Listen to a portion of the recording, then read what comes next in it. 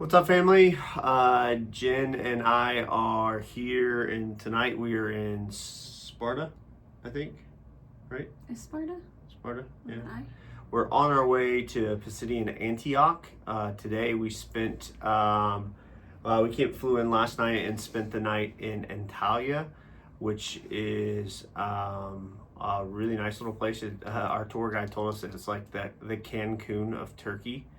So that gives you a little bit of an idea. It was more touristy, but it was a really neat spot. We actually started there because we're kind of the first few days are Paul's first missionary journey, and so we're spending some time kind of following in Paul's footsteps. And we started with Antalya because that would have been the place where like Paul and Barnabas would have sailed out of on their first missionary journey, which is it was really, really neat to see that and actually physically see like, okay, this is where they would have launched into that first missionary journey, which is pretty cool. So I'm gonna let Jen.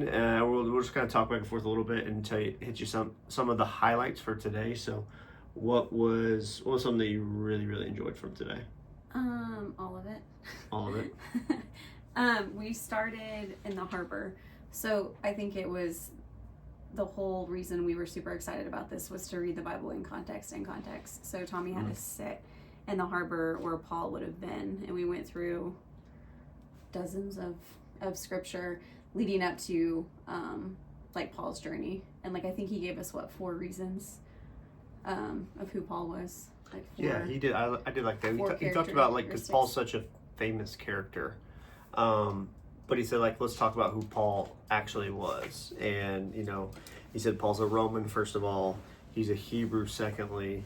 It says he was a Pharisee. And then we talked about how, like, later on in his life, lastly, which then became first for him, was he was a Christian. And so he had this unique perspective to go and do what God had called him because of his upbringing, his background, and all of those kinds of things. So I thought that was really, really neat that we kind of sat in the moment just to kind of figure it out. And one of the things Tommy said right when we started, he said his prayer. He actually started with like this. He said there's this story with 2 fish swimming, and another fish swims by, and he says, "How's the water out?" or "How's the water?"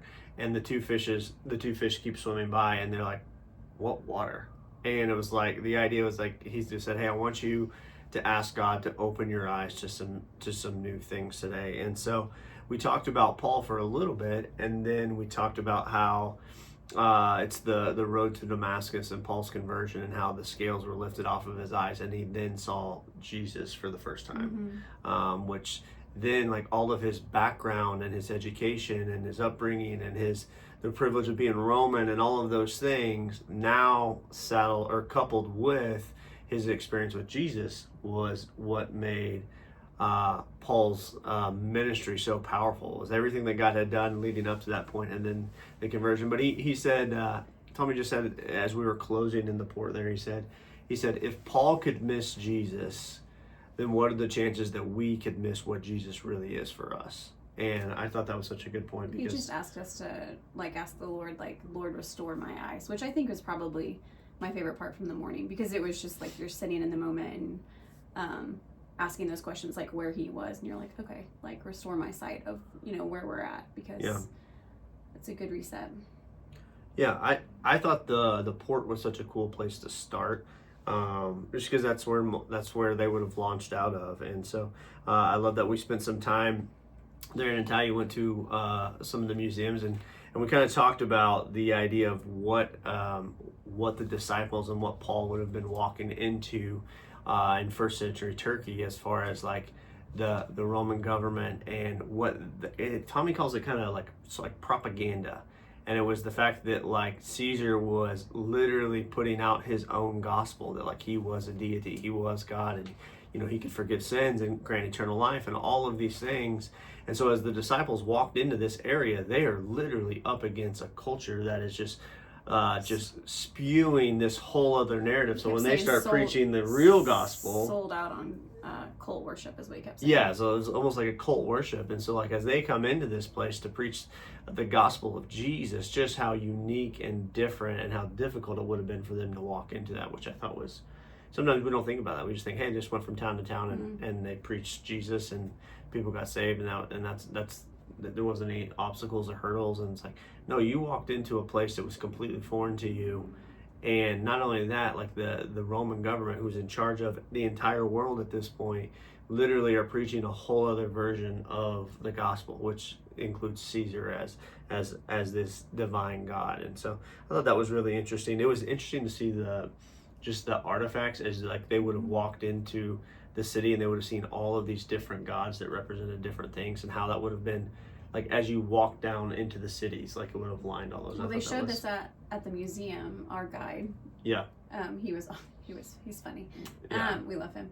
But he showed us those things in the museum, and then they took us like out in the land and like showed us where those sculptures of the gods would be, which is like right where right when you walk into the city. So the first thing you see are like gods, which is like unattainable, right? So like they walk in with this fullness of like the world instead of, you know. Yeah, it was like a unattainable thing. I could never live up to that. It's pretty intense when you see it. Yeah.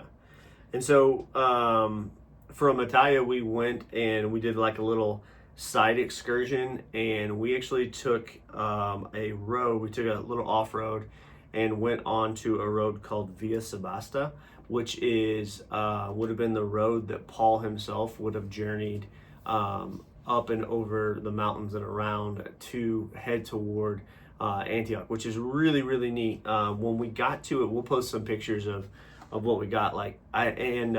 We kind of they asked the question, like, what do you think of when you think about the Romans Road? And I sent a message to my D group guys, because we worked on memorizing the Romans Road this round in D groups, and I said, man, I thought instantly went to that, like the plan of salvation and to get through it. But I've never thought that, like, when we think about the Roman, like this was a Roman road that Paul is taking to take the gospel to someone else. Like it gave it a physical context of like, oh, like they're on this type of road and they're heading, and it was not an easy road to walk at all.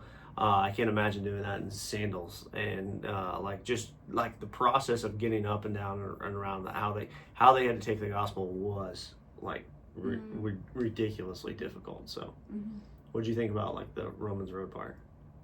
What do you mean? Just like would you like that experience? What stood out to you? I thought it was really cool. I think every step in this, we can get caught up on like it's funny, it's hard, you know, it's hot or whatever, and there's lots of things to do, but Tommy does a really good job of like kind of like zoning us in on like, as you're walking back, think about like your own walk with Christ and like how you got there, which was really cool, because we talk about Romans Road. Like when I was a kid, they always give you tracts of the Romans Road.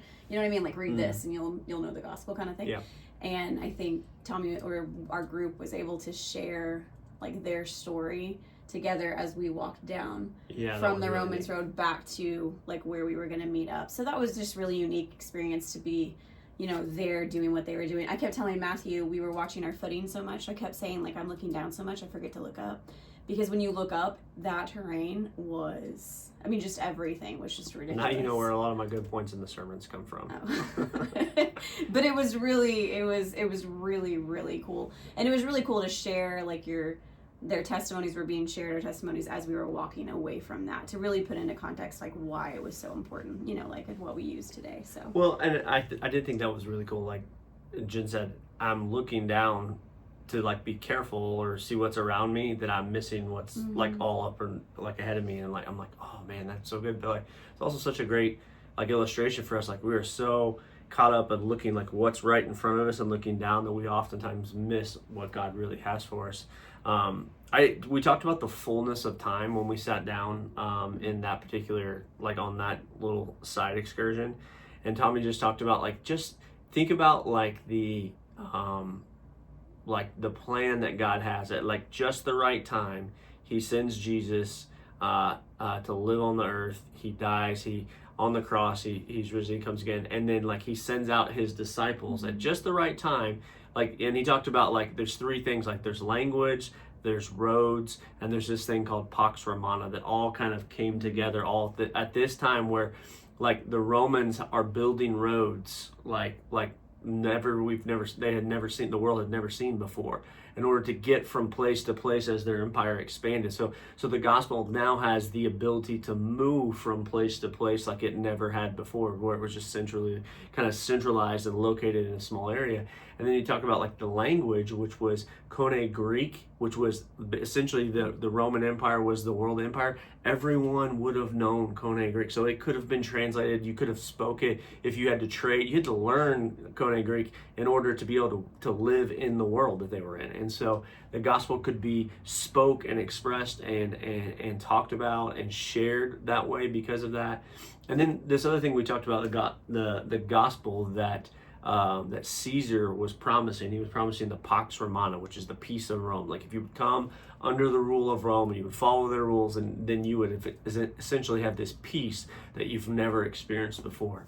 And the opposite of that was the shalom of God, and that's what the disciples were promising, the peace of God, and the peace that only comes through Jesus. So just at just the right time, he said, like, Jesus came, lived a perfect life, died on the cross for us, and then his disciples took that message of his life, death, and resurrection to the rest of the world at just the right time. And he talked about Deuteronomy, where he said, God has walked ahead of us and prepared things for us that we don't even know, we don't even realize. And he said, and that's where we talked about our story. He's like, just think about the things that have led up to your story at this point, and just the fullness that God is. And he says in Galatians, he said, I wonder if that's why when Paul says in Galatians, he describes the fullness of time. He said, maybe it's in this moment where Paul is starting to realize, like, hey, the gospel has the ability to spread because of all of these things that are supernaturally happening right at the right time, and I get to be a part of it. And so I was thinking about that. It was really, really neat when we talk about our story and just how God has worked in each one of our lives. I think that's an interesting piece for us to kind of sit in and remember. We went to Perga next, which was awesome. It was at first a Greek city, and then it was a Roman city, and similar to Antalya.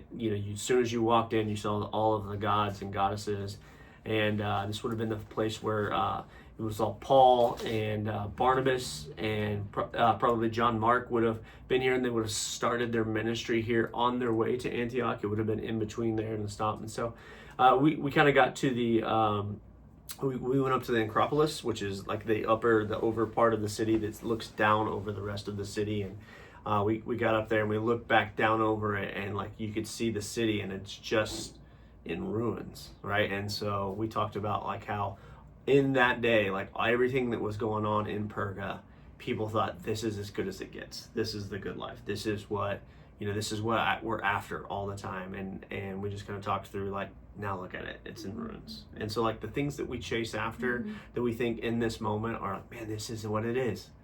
All of that stuff fades away, and the only thing that will ever be left is just Jesus. And I thought that was such a cool reminder for us today. So we are about to pass out. We're jet lagged, and we hiked about 7 miles today. I think Jen's watch said like 20,000 steps. So we're headed to bed, but we wanted to give you guys an update, and we'll check in with you guys tomorrow. All right, see you.